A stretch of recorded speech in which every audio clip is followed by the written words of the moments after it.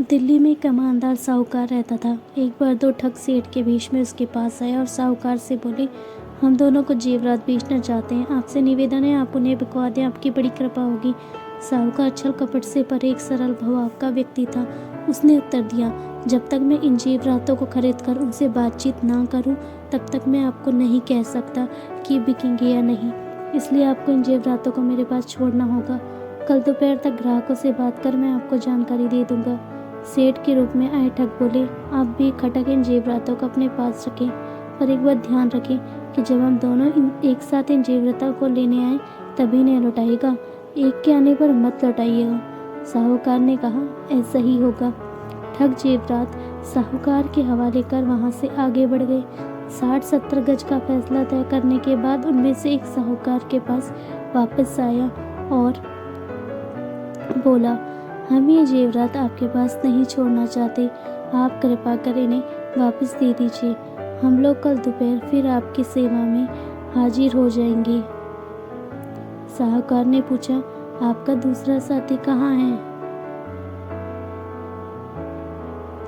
उस ठग ने उंगली से अपने दूसरे साथी की ओर इशारा कर साहूकार को बतलाया, उस तरह पर मेरा दूसरा साथी अपने एक मित्र से वार्तालाप कर रहा है, उसके कहने पर ही मैं आपके पास आया हूँ।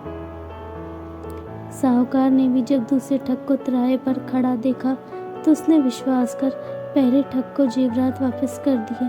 वह ठग जेवरात लेकर चला गया। कुछ समय बीता तो दूसरा ठग साहूकार के पास आया और जेवरात मांगने लगा। इस पर साहूकार बोला, जब आप तिराहे पर अपने मित्र से वार्तालाप कर रहे थे तब आपका दूसरा साथी आया था और वे जेवरातों को ले गया। मैंने उससे आपके बारे में पूछा तो उसने आपके ओर इशारा कर बताया कि आपके ही कहने पर वह आया है। उसकी बातों का विश्वास कर मैंने उसी जेवरात वापस कर दिए। ठग जेवरात लिए बिना वहाँ से जाने को तैयार न हुआ। वह कहने लगा, जब मैंने आपको पहले ही कहा था कि जब तक हम दोनों साथ न आए तब तक जेवरात वापस ना करना, तो फिर आपने ऐसा क्यों किया? आपने गलती की है, अब इसका फल मैं क्यों भोगूं? आपने किया है, आप भरें। साहूकार ने नम्रतापूर्वक उत्तर दिया, आप भी तो उस समय तिराहे पर खड़े थे जब आपका दूसरा साथी जेवरात लेने आया था। ठग का मिजाज गर्म हो गया। वह तैश में आकर बोला, इससे क्या होता है? क्या मैं कहीं खड़ा नहीं हो सकता? मैंने तो उससे जेवरात लेने भेजा ही नहीं था। दोनों का वाद विवाद बढ़ता चला गया। ठग किसी भी तरह से बिना जेवरात के मानने को तैयार नहीं था। जब उसे जेवरात वापस मिलने की उम्मीद ना रही तो वह साहूकार को धमकी देने लगा कि वह उसे बदनाम कर देगा और उसे जेल की हवा खिलाएगा। साहूकार ने कहा, जो जी में आए आपका वो करो। ठग ने शीघ्र जाकर बादशाह अकबर के यहाँ न्याय की दरखास्त दे दी। अकबर के इस प्रकरण के निपटारे की जिम्मेदारी बीरबल को सौंपी। बीरबल ने आदेश का पालन करते हुए साहूकार को बुलवाया।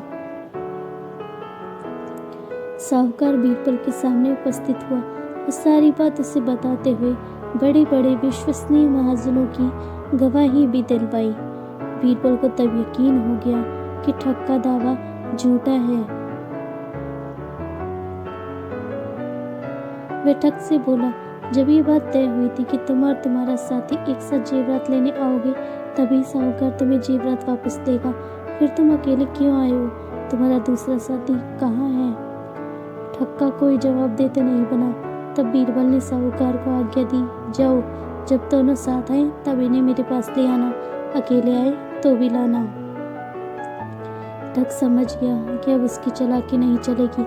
लाचार होकर वापस चला गया और फिर कभी साहूकार के पास नहीं आया।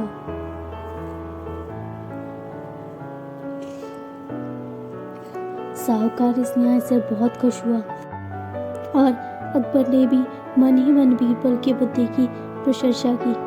दोस्तों, अगर आपको ये कहानी अच्छी लगी हो तो इसी तरह की और बीरबल की कहानियों के लिए चैनल को लाइक और सब्सक्राइब कीजिएगा ताकि आपको इस तरह की और स्टोरीज मिलती रहें। And thank you so much for watching. Thank you once again. Keep watching, keep subscribe, keep follow.